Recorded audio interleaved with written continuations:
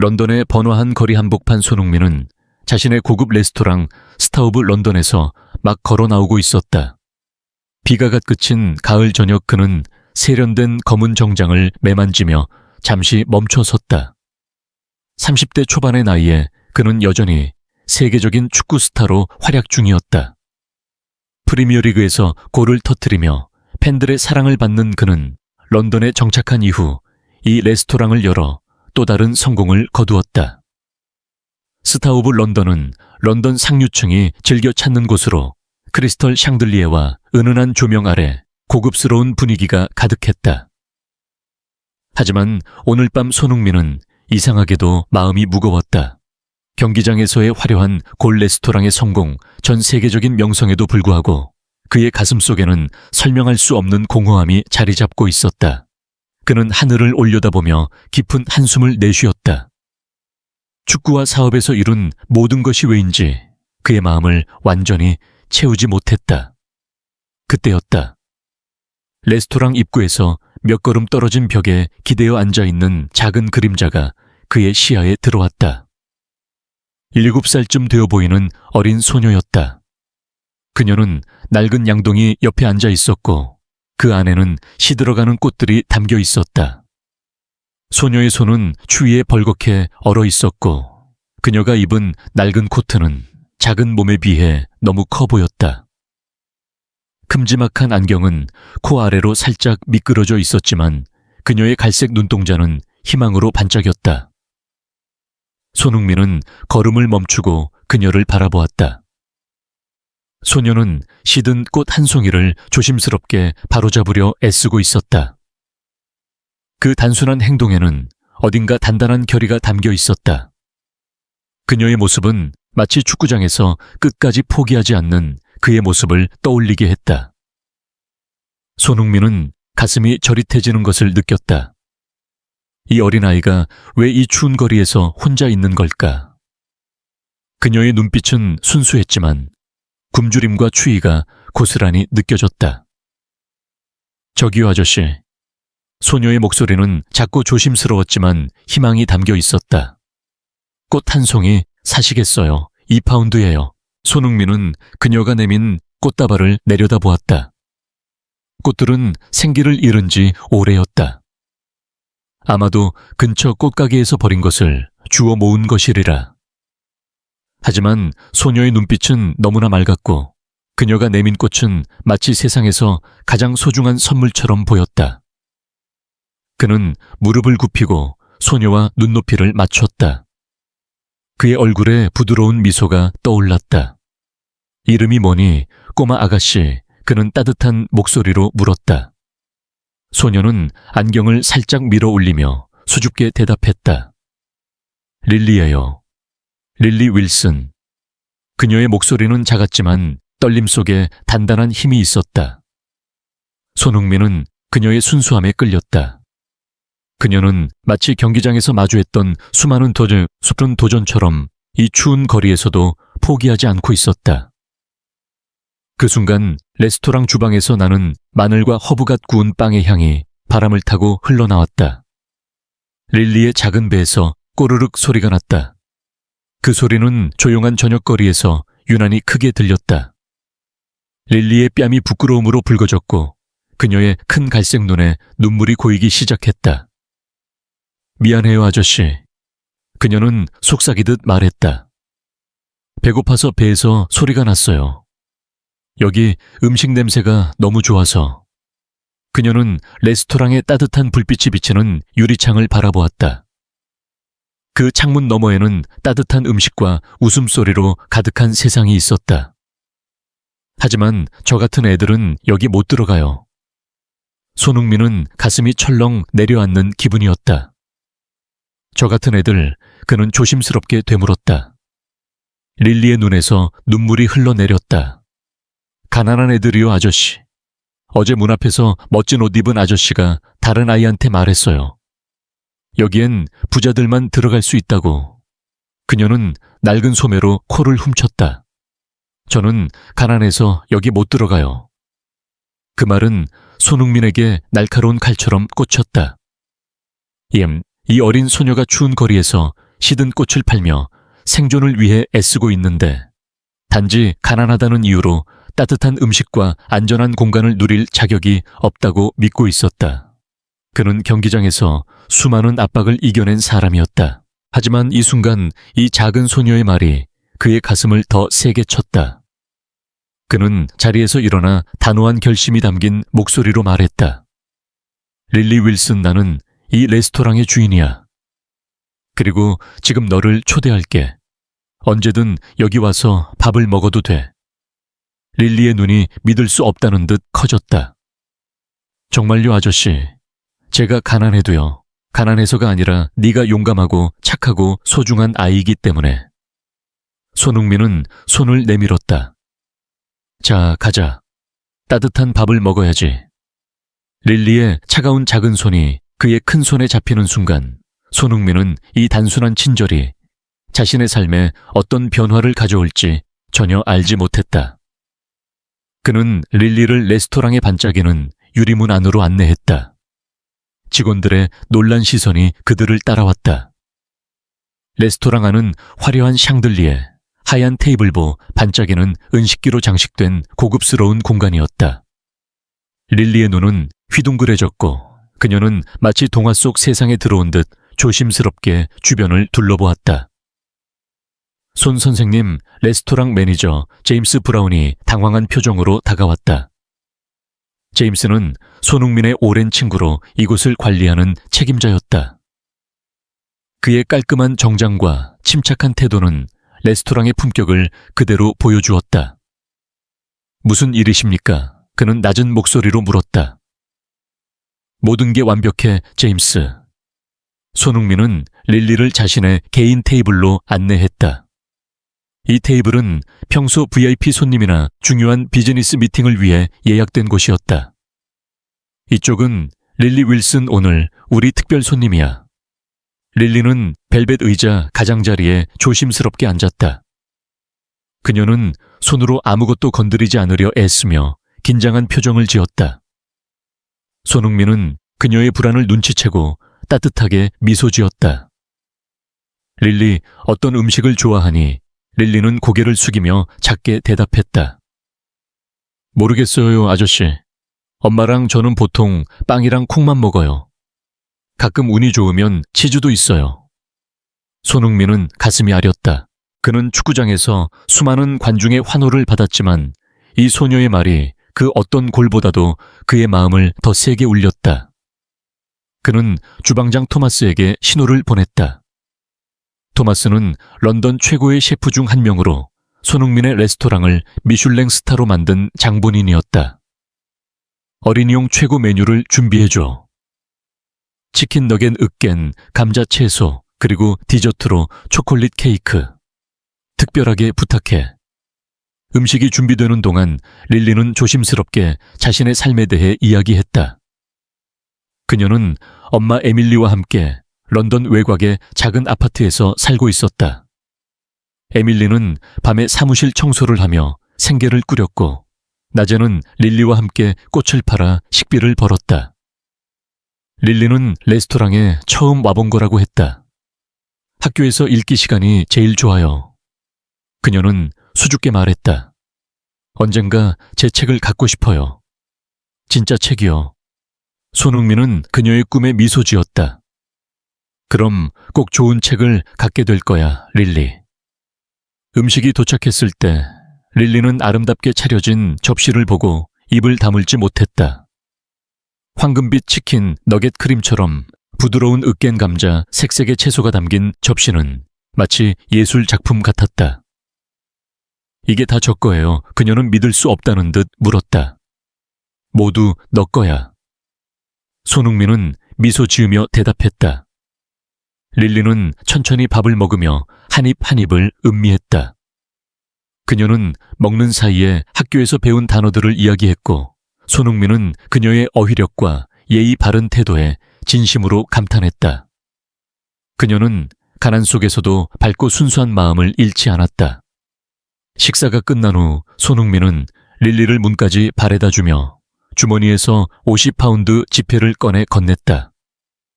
너랑 엄마를 위해 릴리의 눈에 다시 눈물이 고였다. 손 아저씨 세상에서 제일 착한 분이에요. 엄마가 그러셨어요. 천사는 가끔 날개가 없대요. 그냥 따뜻한 마음을 가지고 있다고. 손흥민은 가슴이 따뜻해지는 것을 느꼈다. 그는 축구장에서 수많은 찬사를 받아왔지만 이 작은 소녀의 말이 그의 마음을 가장 깊이 울렸다. 릴리, 중요한 거 하나 기억해. 배고프면 언제든 여기 와. 낮이든 밤이든 나를 찾으면 돼. 릴리는 돈을 가슴에 꼭 안으며 말했다. 정말요, 약속이에요, 약속이야. 손흥민은 단호하게 대답했다. 릴리가 떠나려다 문득 뒤를 돌아보며 수줍게 웃었다. 손 아저씨, 내일 특별한 사람을 데려와도 돼요, 물론이지. 누구를 데려오고 싶니, 엄마요. 오늘 저를 도와준 천사를 엄마한테 소개하고 싶어요. 손흥민은 릴리가 거리에 어둠 속으로 사라지는 모습을 지켜보았다. 그녀의 작은 그림자가 가로등 불빛에 잠깐 비쳤다가 사라졌다. 그는 내일의 만남이 단순한 만남 이상이 될 것이라는 직감이 들었다. 그날 밤 손흥민은 런던 도심이 내려다 보이는 자신의 펜트하우스 아파트로 돌아왔다. 대리석 바닥 거대한 창문, 값비싼 가구로 가득한 공간은 그의 성공을 증명하는 곳이었다. 하지만 오늘 밤 그곳은 마치 텅 빈 무대처럼 느껴졌다. 그는 책상에 놓인 어머니의 사진을 바라보았다. 손흥민의 어머니는 그가 어릴 때 홀로 그를 키웠다. 아버지가 떠난 후 그녀는 식당에서 설거지 일을 하며 생계를 꾸렸다. 손흥민은 어머니가 지친 몸으로 집에 돌아와도 늘 그를 위해 밥을 차리고 축구 이야기를 들어주던 모습을 떠올렸다. 흥민아, 너는 큰 사람이 될 거야. 어머니는 늘 그렇게 말했다. 하지만 절대 잊지 마. 성공은 다른 사람을 돕지 않으면 아무 의미가 없어. 손흥민은 어머니의 가르침을 잠시 잊고 있었다. 축구와 사업에 몰두하며 사람들을 보지 못했다. 그의 레스토랑은 부유한 손님들로 가득했지만 릴리 같은 아이들은 문 밖에서 굶고 있었다. 그는 위스키 잔을 들었지만 마시지 않았다. 대신 그는 창밖 도시를 바라보며 릴리 같은 아이들이 얼마나 많을지 생각했다. 그의 전화기는 동료들의 메시지로 끊임없이 울렸다. 내일의 훈련 일정, 광고 촬영 제안, 심지어 팬들의 응원 메시지까지. 하지만 그 무엇도 중요하지 않았다. 그가 내일 보고 싶은 유일한 사람은 시든 꽃을 팔던 7살 소녀였다. 그는 내일 아침 변호사에게 전화해 릴리 같은 가정들을 위한 기금을 만들겠다고 마음먹었다. 어머니가 자랑스러워할 만한 일, 그의 성공을 돈 이상의 의미로 만들 일이었다. 잠자리에 들기 전 손흥민은 릴리의 어머니를 만나고 싶다는 생각에 설렜다.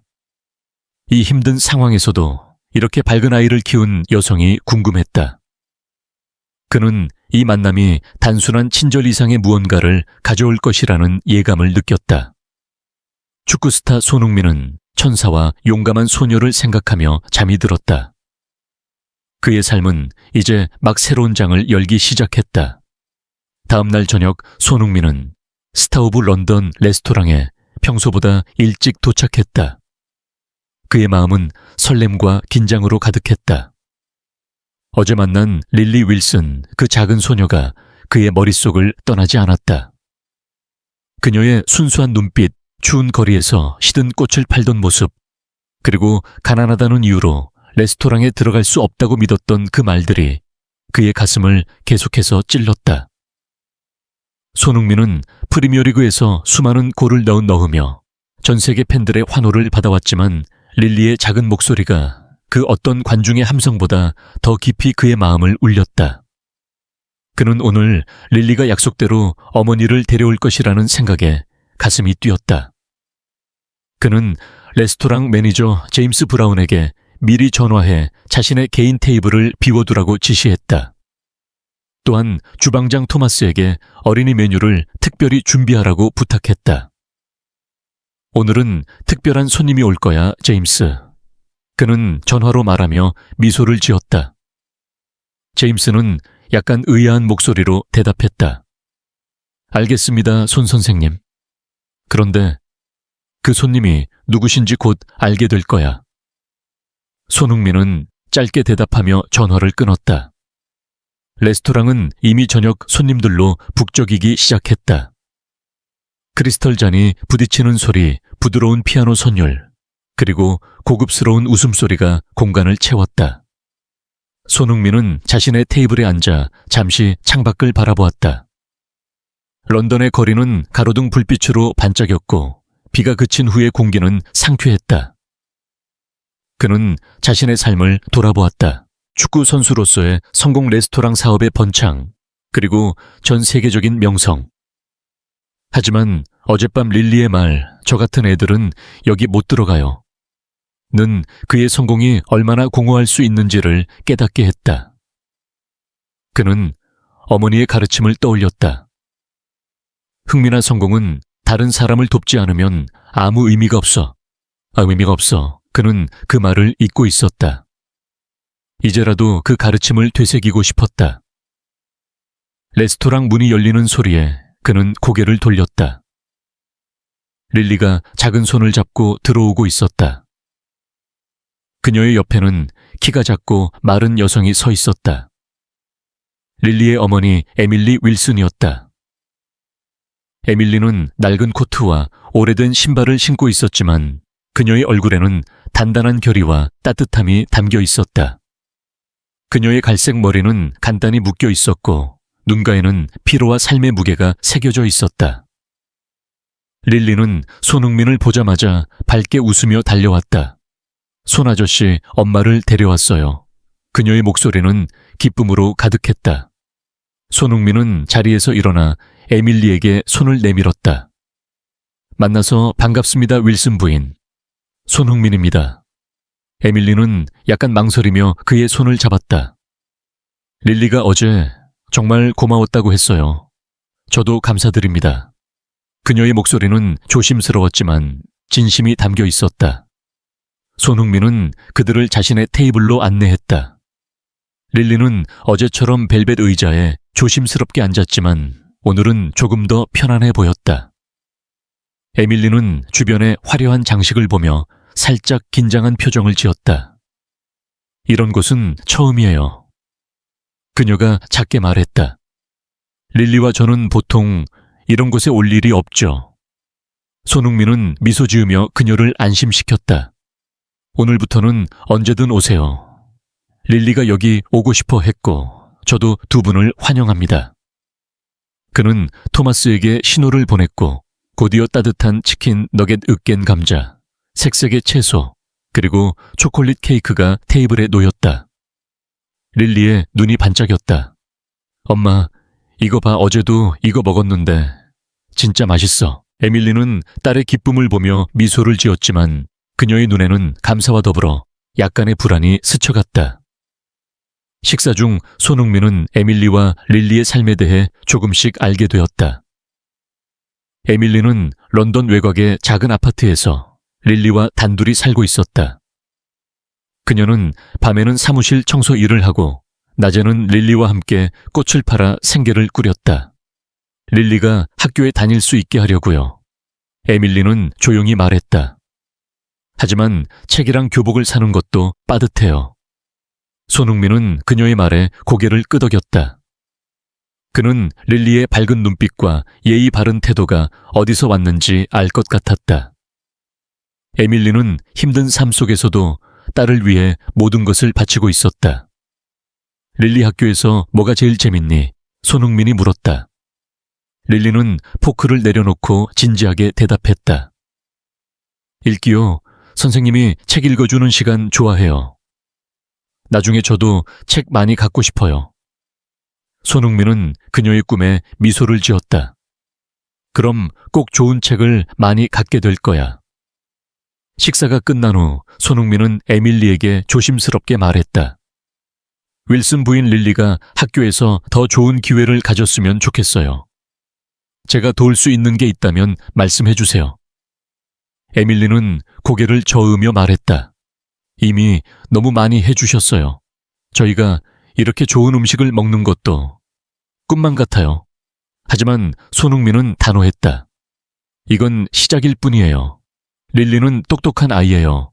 좋은 교육을 받을 자격이 있어요. 그는 릴리에게 윙크하며 말했다. 그렇지, 꼬마 아가씨. 릴리는 웃으며 고개를 끄덕였다. 그날 저녁 손흥민은 릴리와 에밀리를 집까지 바래다 주겠다고 제안했지만 에밀리는 정중히 거절했다. 버스로 갈게요. 익숙하니까요. 그녀는 릴리의 손을 잡으며 미소 지었다. 릴리는 문 앞에서 손흥민을 끌어안으며 말했다. 손아저씨, 내일도 와도 돼요. 당연하지. 그는 따뜻하게 대답했다. 두 모녀가 어둠 속으로 사라지는 모습을 보며 손흥민은 가슴이 따뜻해지는 동시에 묘한 책임감을 느꼈다. 그는 이 작은 소녀와 그녀의 어머니를 계속 돕고 싶었다. 며칠 후 손흥민은 릴리를 위해 특별한 계획을 세웠다. 그는 런던에서 명망 있는 가정교사인 클라라 존스를 고용했다. 클라라는 40대 초반의 따뜻한 여성으로 아이들의 잠재력을 끌어내는데 탁월한 능력을 가진 사람이었다. 손흥민은 클라라에게 릴리의 상황을 설명하며 그녀가 읽기와 쓰기를 더 잘할 수 있도록 도와달라고 부탁했다. 릴리는 정말 똑똑해요. 클라라는 첫 수업 후 손흥민에게 말했다. 책을 좋아하고 배우고 싶어하는 열정이 대단해요. 좋은 기회를 주신다면 정말 잘할 겁니다. 손흥민은 미소 지으며 고개를 끄덕였다. 그는 또한 릴리에게 새 교복과 책가방, 그리고 새 안경을 선물했다. 릴리는 새 안경을 쓰고 거울 앞에서 빙글빙글 돌며 웃었다. 엄마, 나 진짜 학생 같지 않아. 에밀리는 딸의 행복한 모습을 보며 눈물을 글썽였다. 레스토랑 직원들도 점차 릴리의 존재에 익숙해졌다. 처음에는 손흥민의 갑작스러운 행동에 당황했던 제임스도 릴리의 밝은 미소에 점점 마음이 녹았다. 저도 딸이 있는데 릴리 보면 마음이 따뜻해져요. 제임스는 어느 날 손흥민에게 말했다. 하지만 조심하세요, 손 선생님. 세상엔 착한 척하며 이용하려는 사람들도 많아요. 손흥민은 제임스의 충고에 미소로 답했다. 릴리는 진짜야, 제임스. 그 아이 눈빛을 보면 알 수 있어. 하지만 그때 그의 오랜 친구이자 전 축구선수인 해리 톰슨이 레스토랑에 들렀다. 해리는 손흥민과 같은 프리미어리그에서 활약했던 동료로 이제는 스포츠 해설자로 활동 중이었다. 그는 손흥민의 이야기를 듣고 눈썹을 치켜 올렸다. 흥민, 너 진짜로 이 모녀를 계속 도울 건가? 세상에 공짜는 없어. 나중에 후회할 수도 있어. 손흥민은 단호하게 대답했다. 해리, 난 그냥 도와주고 싶을 뿐이야. 릴리가 배고프지 않게 안전하게 자랄 수 있게. 며칠 뒤 손흥민은 레스토랑 한쪽에 작은 공간을 마련했다. 아이들을 위한 책과 색연필 편안한 쿠션이 놓인 공간이었다. 그는 이곳을 릴리의 코너라고 이름 지었다. 릴리가 레스토랑에 올 때마다 편안히 앉아서 책을 읽거나 그림을 그릴 수 있도록 한 것이었다. 직원들은 처음엔 어리둥절했지만 곧 릴리의 밝은 웃음소리에 매료되었다. 어느 날 저녁 릴리는 새로 받은 색연필로 손흥민에게 그림을 선물했다. 그림에는 손흥민, 릴리, 에밀리가 레스토랑 앞에 서서 웃고 있는 모습이 그려져 있었다. 이거 우리 가족 같아요. 릴리가 수줍게 말했다. 손흥민은 그림을 받아들며 가슴이 뭉클해졌다. 정말 예쁘다, 릴리. 이거 내 사무실에 걸어둘게. 그렇게 몇 주가 흘렀다. 손흥민은 축구 훈련과 경기 일정 사이사이에 릴리와 에밀리를 만나기 위해 시간을 냈다. 그는 릴리에게 간단한 축구 기술을 가르쳐 주기도 했다. 레스토랑 뒤뜰에서 릴리가 공을 차는 모습을 보며 그는 웃었다. 릴리, 넌 진짜 축구 선수가 될 자질이 있어. 릴리는 깔깔 웃으며 말했다. 손 아저씨처럼 골 넣고 싶어요. 에밀리는 그런 두 사람을 보며 미소를 지었다. 하지만 그녀의 눈에는 여전히 불안한 그림자가 스쳐갔다. 어느 날 저녁 식사가 끝난 후 에밀리는 손흥민에게 조용히 말했다. 손 선생님, 이렇게까지 해주시는 이유가 뭐예요? 저희는 아무것도 갚을 게 없어요. 손흥민은 진지하게 대답했다. 에밀리, 저도 어릴 때 힘들었어요. 어머니가 홀로 저를 키우셨죠. 누군가의 도움으로 제가 여기까지 왔어요. 이제 제가 릴리에게 그 기회를 주고 싶을 뿐이에요. 그날 밤 손흥민은 펜트하우스로 돌아와 창밖을 바라보았다. 런던의 야경은 여전히 아름다웠지만 그의 마음은 릴리와 에밀리로 가득했다. 그는 자신의 성공이 더 큰 의미를 가질 수 있음을 깨달았다. 하지만 그 순간 에밀리가 식사 중에 무심코 한 말이 떠올랐다. 릴리의 아버지가 다시 나타날까봐 무서워요. 그녀는 그 말을 얼버무렸지만 손흥민은 그녀의 목소리에 담긴 두려움을 놓치지 않았다. 그는 무언가 더 큰 문제가 숨어 있다는 직감을 느꼈다. 그는 내일 클라라와 제임스에게 에밀리와 릴리의 안전을 더 신경 써달라고 부탁해야겠다고 생각했다. 그의 마음은 이미 이 모녀를 단순한 도움의 대상 이상으로 여기고 있었다. 릴리의 웃음, 에밀리의 단단한 결의. 그것은 그가 잃어버렸던 가족의 따뜻함을 떠올리게 했다. 손흥민은 잠자리에 들며 결심했다. 그는 릴리와 에밀리를 지켜줄 것이다. 어떤 대가를 치르더라도. 런던의 가을은 점점 더 차가워지고 있었다. 손흥민은 스타 오브 런던 레스토랑의 개인 테이블에 앉아 창밖을 내다보며 릴리 윌슨과 그녀의 어머니 에밀리가 도착하기를 기다리고 있었다. 그의 마음은 여전히 축구와 레스토랑 사업으로 분주했지만 최근 몇 주 동안 릴리와 에밀리가 그의 일상에 새로운 의미를 더해 주었다. 그는 프리미어리그 경기에서 골을 넣을 때마다 릴리의 밝은 미소를 떠올렸다. 그녀가 레스토랑 뒷뜰에서 축구공을 차며 손 아저씨처럼 골 넣고 싶어요 라고 외치던 모습은 그의 가슴을 따뜻하게 만들었다. 하지만 오늘 손흥민은 묘한 불안감을 느꼈다. 에밀리가 지난번 식사 중 무심코 던진 말 릴리의 아버지가 다시 나타날까봐 무서워요가 그의 머릿속을 떠나지 않았다. 그녀는 그 말을 얼버무렸지만 손흥민은 그녀의 눈에 스친 두려움을 놓치지 않았다. 그는 무언가 숨겨진 위험이 도사리고 있다는 직감을 떨칠 수 없었다. 레스토랑 문이 열리는 소리에 그는 고개를 들었다. 릴리가 환한 미소를 지으며 들어왔다. 그녀의 새 교복은 깔끔했고 새 안경은 그녀의 얼굴에 딱 맞았다. 손흥민이 선물한 책가방을 메고 있는 그녀는 마치 다른 아이들과 다를 바 없는 평범한 초등학생처럼 보였다. 그녀 뒤로 에밀리가 조용히 따라 들어왔다. 에밀리는 여전히 낡은 코트를 입고 있었지만 그녀의 표정은 전보다 조금 더 편안해 보였다. 손아저씨 릴리가 달려와 그의 팔을 끌어안았다.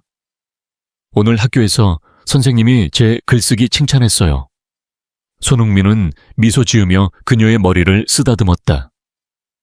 정말 뭘 썼는데 꼬마 아가씨 릴리는 책가방에서 종이를 꺼내 자랑스럽게 보여주었다. 좋은 사람에 관한 이야기요. 손아저씨 같은 사람. 손흥민은 웃으며 종이를 받아들었다. 거기에는 어린이의 서툰 글씨로 나의 영웅 손아저씨라는 제목이 적혀 있었다. 그의 가슴이 뭉클해졌다. 에밀리는 테이블에 앉으며 조심스럽게 말했다. 릴리가 요즘 정말 행복해 보여요. 선생님 덕분이에요. 손흥민은 고개를 저었다. 제가 한 건 아무것도 아니에요.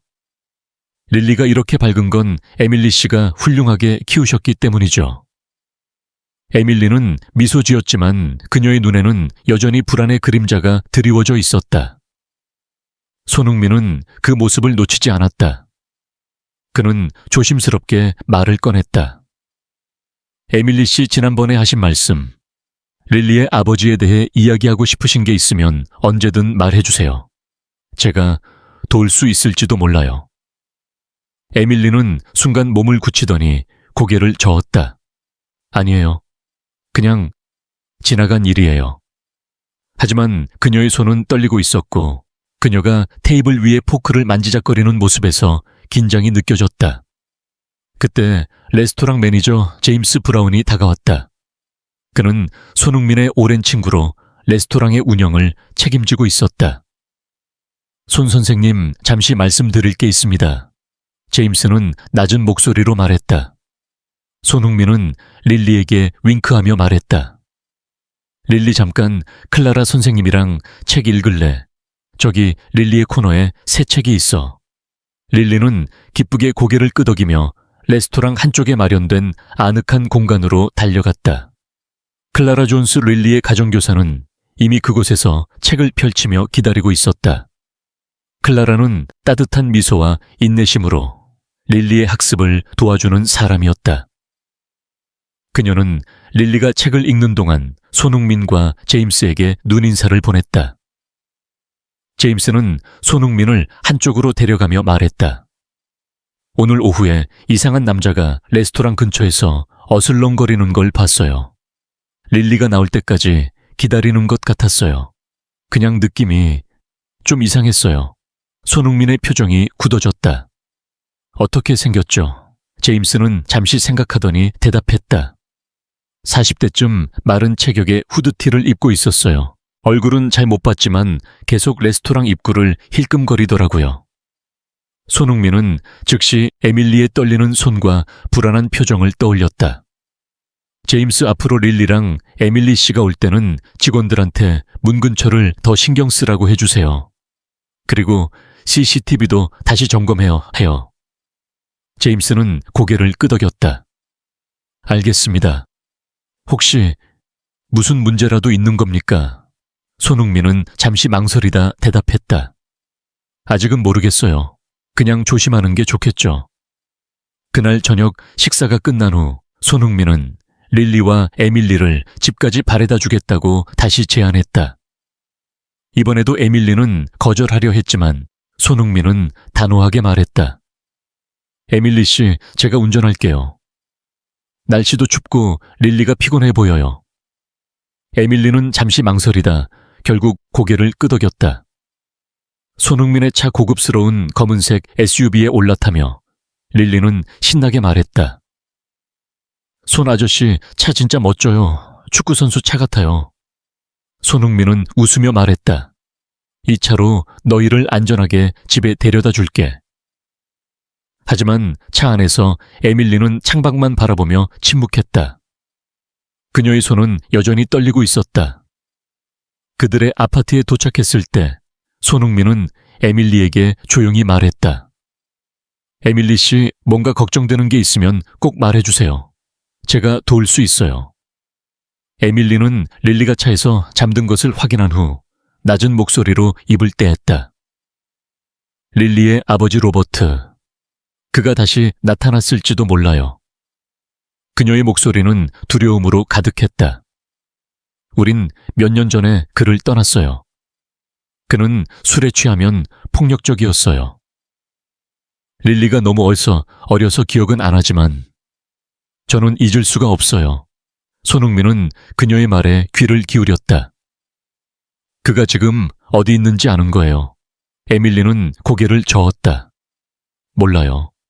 하지만 최근에 이상한 전화가 와요. 아무 말 없이 끊기는 전화. 그리고 누가 저희를 따라다니는 느낌이 들어요. 손흥민의 표정이 굳어졌다. 에밀리 씨, 이제 혼자 두지 않을게요. 제가 도울게요. 다음날 손흥민은 자신의 오랜 친구이자 전 축구선수인 해리 톰슨에게 전화했다. 해리는 손흥민과 같은 프리미어리그에서 활약했던 동료로 이제는 스포츠 해설자로 활동하며 런던에서 안정적인 삶을 살고 있었다. 해리, 네가 아는 믿을 만한 보안업체 있으면 추천해줘. 손흥민은 단도직입적으로 말했다. 해리는 놀란 목소리로 물었다. 흥민, 무슨 일이야? 누가 너를 협박이라도 했어? 손흥민은 에밀리와 릴리의 상황을 간단히 설명했다. 해리는 잠시 침묵하더니 말했다. 흥민 좋은 일이야. 네가 그들을 돕는 거. 하지만 조심해. 세상엔 이용하려는 사람들도 많아. 그리고 만약 그 아버지가 정말로 나타났다면 위험할 수도 있어. 손흥민은 단호하게 대답했다. 그럴수록 내가 나서야지. 릴리가 안전해야 해. 그는 즉시 보안업체와 연락해 릴리와 에밀리의 아파트 근처에 경비를 배치했다. 또한 릴리가 다니는 초등학교에 전화해 그녀를 픽업할 수 있는 사람은 에밀리와 자신뿐이라고 명확히 전달했다. 그는 클라라 존스에게도 연락해 릴리가 수업 중 이상한 사람을 보거나 불안해하면 바로 알려달라고 부탁했다. 클라라는 진지하게 고개를 끄덕였다. 릴리는 정말 사랑스러운 아이예요. 제가 잘 지켜볼게요. 손흥민은 그녀의 말에 안도감을 느꼈다. 하지만 그날 오후 클라라에게서 전화가 왔다. 손 선생님, 오늘 릴리가 학교에서 집에 가는 길에 이상한 남자가 근처에서 서성거렸다고 했어요. 릴리가 무서워했어요. 손흥민의 심장이 빠르게 뛰었다. 어떻게 생겼는지 물어봤나요? 클라라는 릴리의 말을 전했다. 릴리가 말하길 마른 남자였고 후드티를 입었대요. 얼굴은 못 봤지만 릴리가 무서워서 빨리 뛰어왔다고 했어요. 그날 저녁 손흥민은 레스토랑에서 릴리와 에밀리를 다시 만났다. 릴리는 평소처럼 밝게 웃으며 그림을 보여주었지만 손흥민은 그녀의 미소 뒤에 숨겨진 작은 두려움을 눈치챘다. 식사 중 그는 에밀리에게 조용히 말했다. 에밀리 씨, 릴리가 오늘 학교에서 이상한 사람을 봤다고 했어요. 혹시 로버트일 가능성이 있을까요? 에밀리의 얼굴이 창백해졌다. 그녀는 릴리가 듣지 못하도록 목소리를 낮췄다. 그가 우릴 찾았을지도 몰라요. 그는 돈을 원해요. 항상 그랬죠. 제가 릴리를 데리고 떠났을 때 그가 빚에 쫓기고 있었어요. 그가 우리를 찾았다면 위험해요. 손흥민은 그녀의 손을 잡으며 말했다. 에밀리 씨, 이제 혼자 두지 않을게요. 제가 지켜줄게요. 그는 즉시 자신의 변호사에게 연락해 에밀리와 릴리의 법적 보호를 위한 조치를 논의했다. 변호사는 로버트가 접근 금지 명령을 어기면 즉시 체포될 수 있도록 준비하겠다고 약속했다. 하지만 손흥민은 법만으로는 부족할 수도 있다는 생각이 들었다. 그는 해리에게 다시 전화해 말했다. 해리, 네가 아는 사람 중에 사설 탐정을 추천해 줄 수 있나? 로버트라는 남자를 찾아야 해. 해리는 한숨을 쉬며 말했다. 흥민, 너 진짜 이 일에 깊이 들어가는구나. 알았어. 내가 믿을 만한 사람을 소개해 줄게. 그날 밤 손흥민은 펜트하우스에서 런던의 야경을 바라보며 결심을 굳혔다. 릴리와 에밀리를 지키기 위해 무엇이든 할 것이다. 며칠 후 해리가 소개한 사설, 탐정 마이클이 손흥민을 찾아왔다. 마이클은 50대 초반의 냉철한 남자로 런던의 어두운 뒷골목을 잘 아는 사람이었다. 그는 로버트 윌슨이라는 이름으로 조사를 시작했다. 로버트는 몇 년 전 마약과 폭력 혐의로 감옥에 있었어요. 마이클은 보고서를 내밀며 말했다.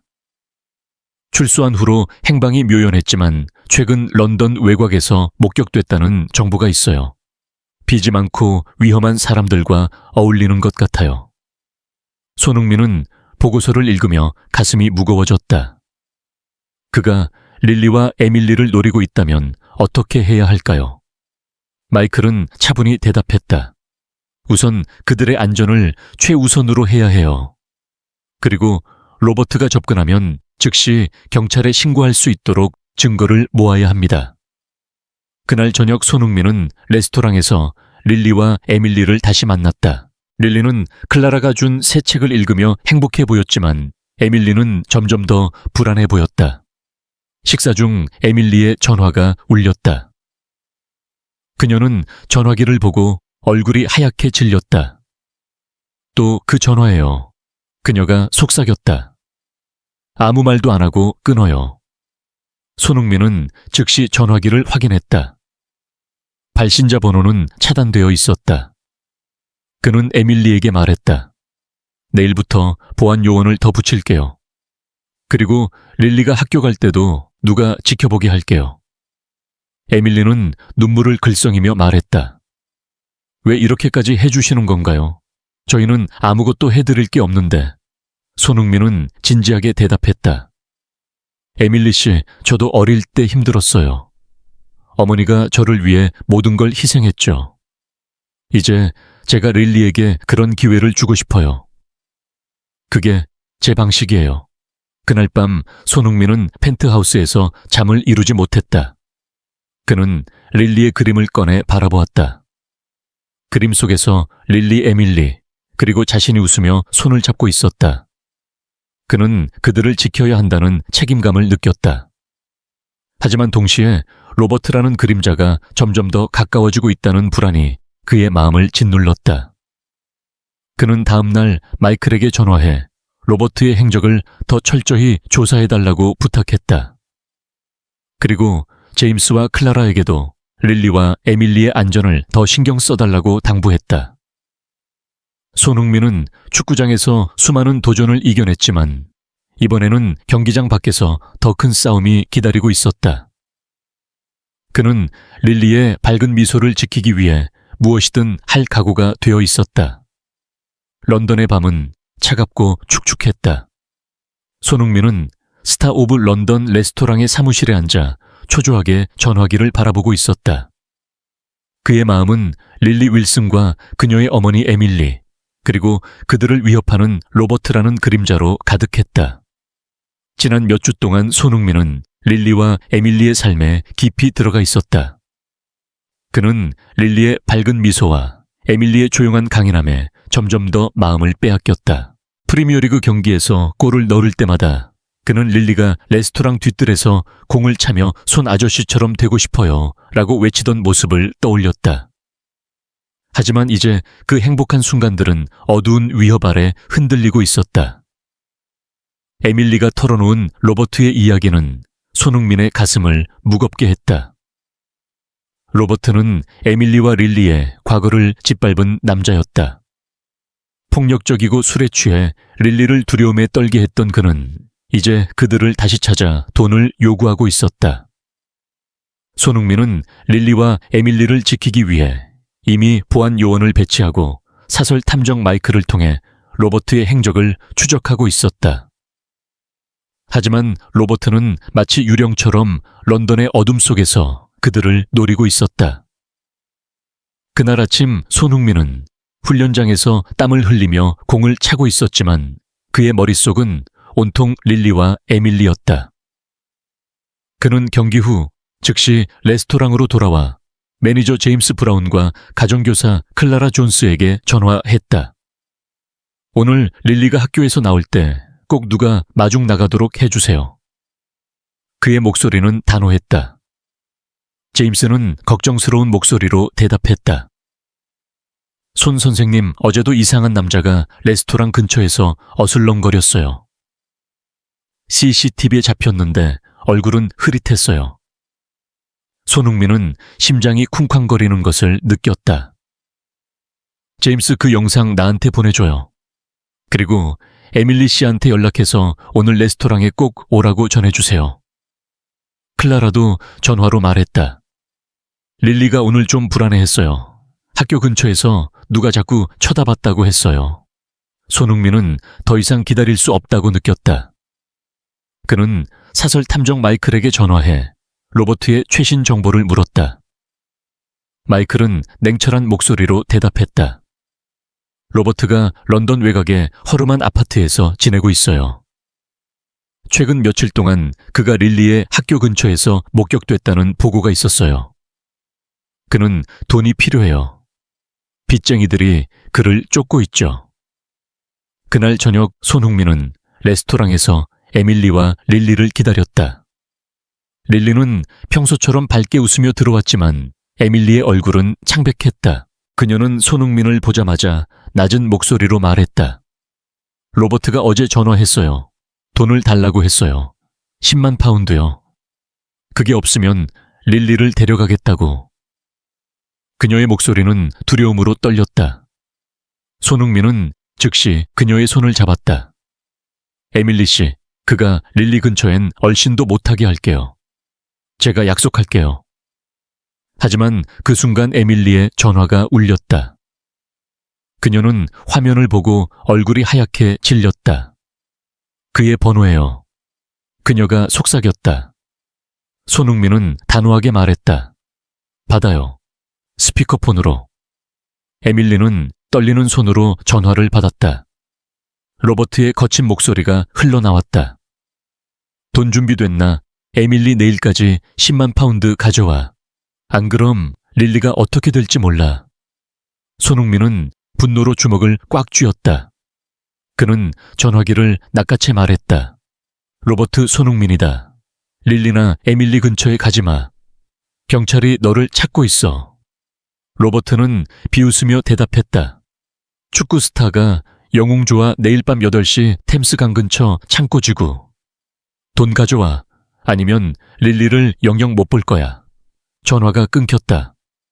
손흥민은 즉시 마이클에게 전화해 상황을 설명했다. 마이클은 차분히 말했다. 그가 블러핑일 수도 있지만 위험을 무릅쓸 순 없어요. 경찰에 연락해야 해요. 손흥민은 고개를 끄덕였다.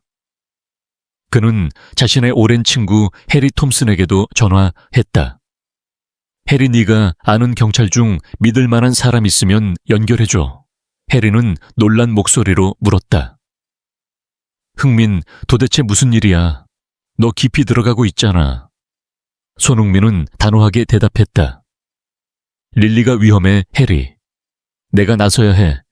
해리는 한숨을 쉬며 말했다. 알았어. 내가 아는 형사사라 워커를 소개할게. 믿을 만한 사람이야.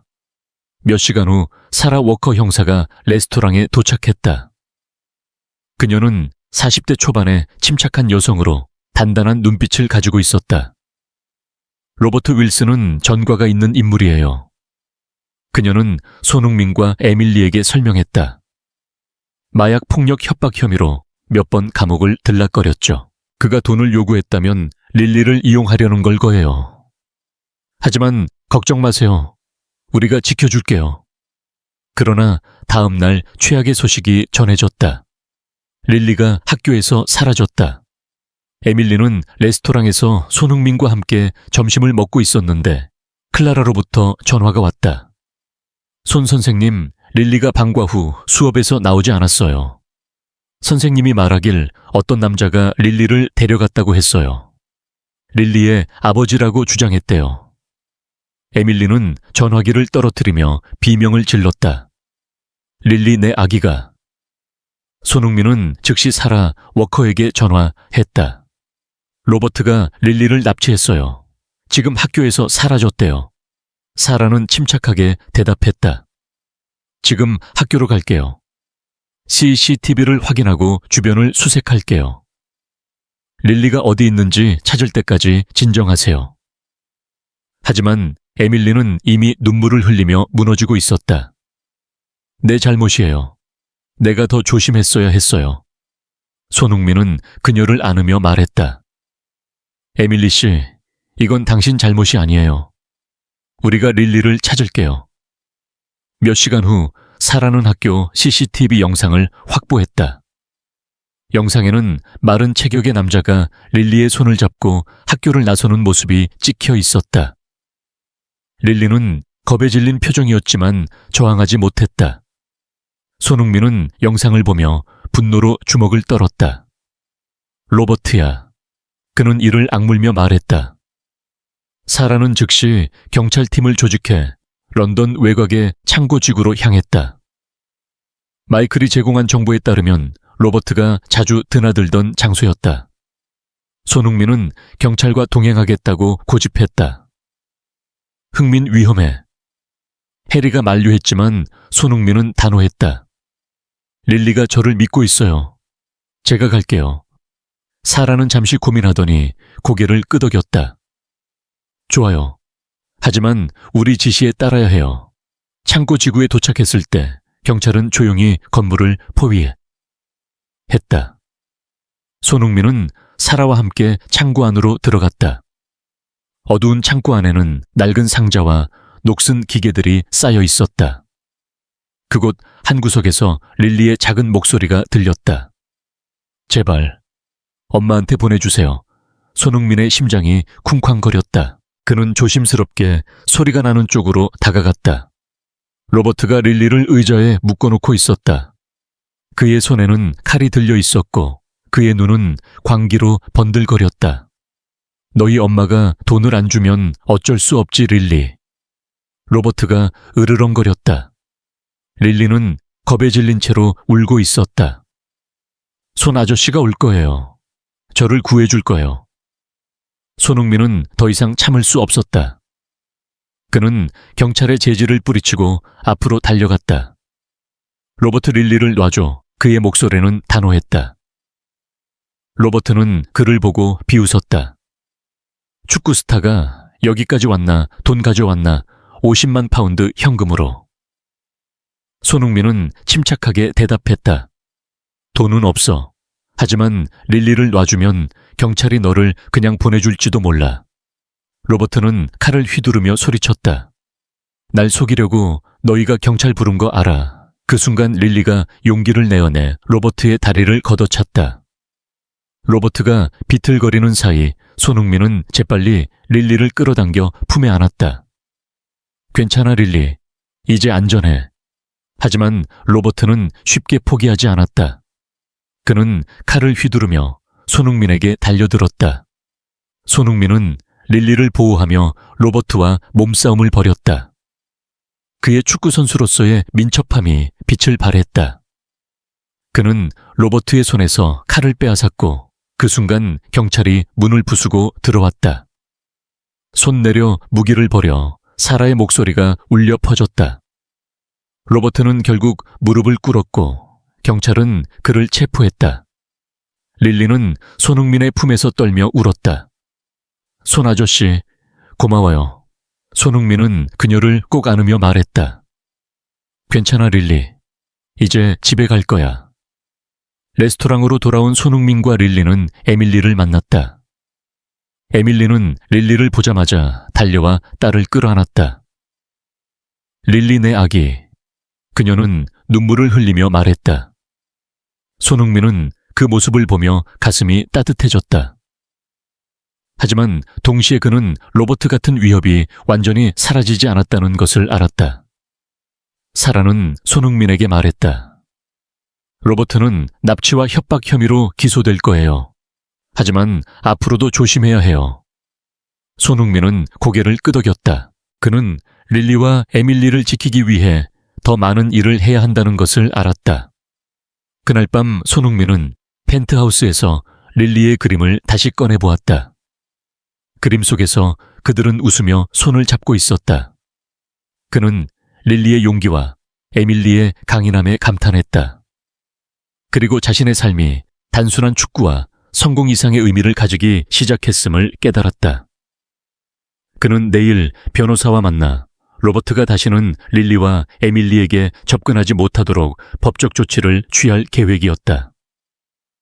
손흥민은 창밖 런던의 야경을 바라보며 결심했다. 그는 릴리와 에밀리를 끝까지 지킬 것이다. 그의 마음은 이미 그들을 가족처럼 여기고 있었다.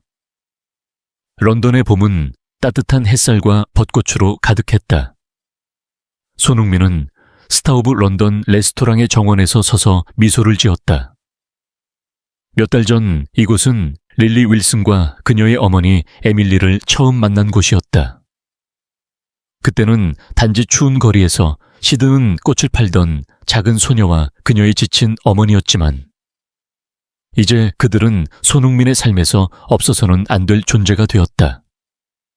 그는 여전히 프리미어리그에서 활약하며 골을 터뜨리고 있었지만 이제 그의 마음은 경기장 밖에서도 새로운 의미로 채워지고 있었다.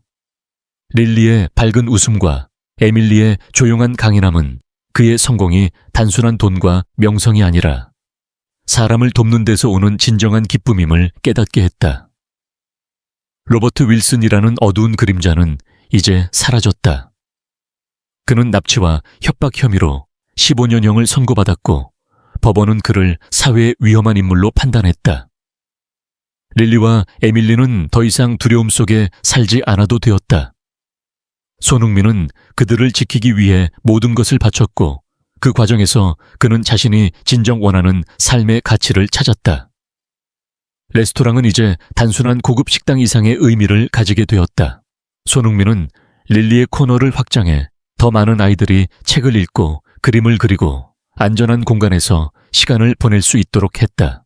이 코너는 런던의 어려운 가정 출신 아이들에게도 개방되었다. 그는 레스토랑의 일부 수익을 지역 아동복지 프로그램에 기부하기 시작했고 손흥민 재단을 설립해 릴리 같은 아이들이 교육과 안전한 환경을 누릴 수 있도록 지원했다. 레스토랑 직원들도 이 변화에 동참했다. 매니저 제임스 브라운은 릴리의 코너를 관리하며 아이들이 오는 날이면 따뜻한 미소를 지었다. 손 선생님, 이곳이 이렇게 바뀔 줄은 몰랐어요. 제임스는 어느 날 손흥민에게 말했다. 릴리 덕분에 우리 모두가 더 따뜻해졌어요. 손흥민은 웃으며 대답했다. 제임스, 릴리는 우리에게 가족이 뭔지 가르쳐줬어. 릴리는 이제 런던의 명문 사립학교 리버사이드 초등학교에서 공부하고 있었다. 손흥민은 그녀의 학비를 지원했고 새 교복과 책, 그리고 제대로 맞는 안경을 선물했다. 릴리는 더 이상 낡은 옷을 입지 않았다. 그녀는 새 책가방을 메고 학교에 갈 때마다 환하게 웃었다. 손아저씨, 나 진짜 학생 같지 않아. 그녀는 새 교복을 입고 빙글빙글 돌며 말했다.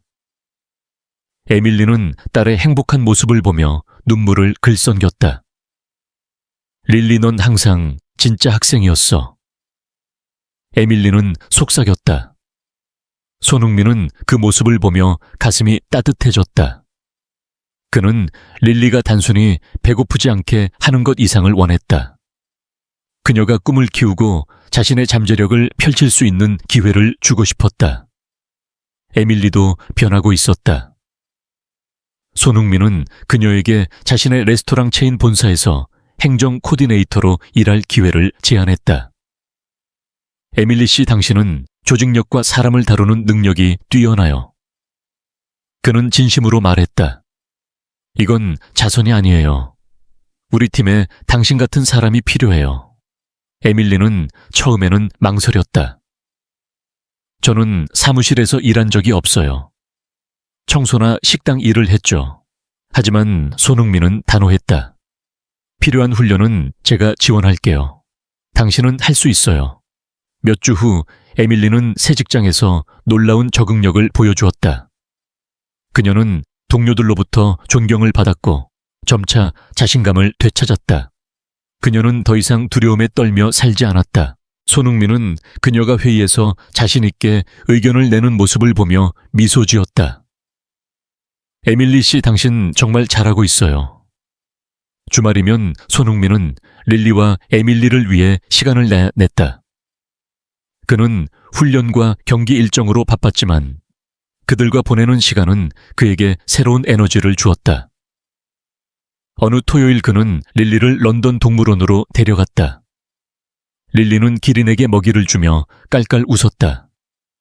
손 아저씨, 기린이 내 손을 간지럽혔어요. 그녀는 신나게 소리쳤다. 에밀리는 그 모습을 보며 미소 지었다. 릴리가 이렇게 행복한 건 처음이에요.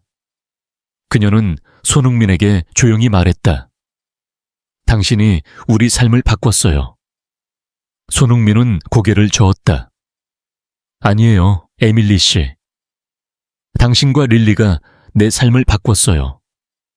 그는 축구장에서 수많은 승리를 거뒀지만 릴리의 웃음이 그 어떤 골보다 더 큰 기쁨을 주었다. 그날 저녁 레스토랑에서 저녁을 먹으며 릴리는 손흥민에게 새 그림을 선물했다. 그림에는 손흥민, 에밀리, 그리고 릴리가 공원에서 축구공을 차는 모습이 그려져 있었다. 이건 우리 가족이에요. 릴리가 수줍게 말했다. 손흥민은 그림을 받아들며 가슴이 뭉클해졌다. 릴리, 이건 정말 소중한 선물이야. 그는 그림을 사무실 벽에 걸겠다고 약속했다. 에밀리는 릴리의 머리를 쓰다듬으며 말했다. 릴리 손 아저씨는 우리에게 정말 좋은 친구야. 하지만 릴리는 고개를 갸우뚱하며 말했다. 친구가 아니라 손 아저씨는 우리 영웅이야. 손흥민은 웃으며 그녀를 끌어안았다. 릴리, 너도 내 영웅이야. 며칠 후 손흥민은 자신의 오랜 친구 해리 톰슨과 만났다. 해리는 스포츠 해설자로 바쁜 나날을 보내고 있었지만 친구의 변화를 눈치챘다. 흥민, 너 달라졌어. 해리는 맥주를 마시며 말했다. 예전엔 경기랑 사업에만 몰두했잖아. 근데 지금은 뭐랄까 더 인간적이야. 손흥민은 미소 지으며 대답했다. 해리 릴리와 에밀리를 만나면서 내가 진짜 원하는 게 뭔지 알게 됐어. 돈이나 명성이 아니라 누군가에게 희망을 주는 거야. 해리는 고개를 끄덕였다. 그럼 계속 그렇게 살아. 하지만 조심해. 세상엔 로버트 같은 놈들이 또 있을지도 몰라. 손흥민은 진지하게 대답했다. 알아. 그래서 더 지켜줄 거야. 그는 또한 가정교사 클라라 존스와 자주 이야기를 나눴다. 클라라는 릴리의 학업 성취를 칭찬하며 말했다. 릴리는 정말 똑똑해요. 최근에 쓴 이야기가 학교에서 상을 받았어요. 손흥민은 기뻤다. 그럼 릴리에게 책 선물을 해야겠네. 그는 런던의 서점에서 릴리가 좋아할 만한 동화책과 과학책을 샀다. 릴리는 책을 받자마자 눈을 반짝이며 말했다. 손 아저씨, 나중에 나도 책 쓸 거예요. 손 아저씨 이야기로 손흥민은 웃으며 말했다. 그럼 내가 첫 독자가 될게. 에밀리는 이제 손흥민 재단에서 자원봉사자로도 활동하기 시작했다. 그녀는 자신의 경험을 바탕으로 어려운 가정의 여성들을 돕는 프로그램에 참여했다. 저도 누군가를 도울 수 있다는 게 믿기지 않아요.